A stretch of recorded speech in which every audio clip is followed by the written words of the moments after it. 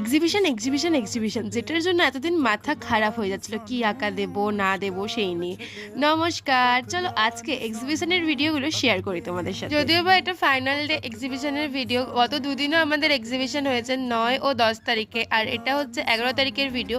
9 ও 10 তারিখে আমি ঠিক ভালোভাবে ভিডিও করতে পারিনি, কারণ 9 তারিখে আমি গিয়েছিলাম আমার কাজগুলো নিয়ে, সেগুলোকে সুন্দর করে সাজিয়ে গুছিয়ে দিয়ে চলে এসেছি।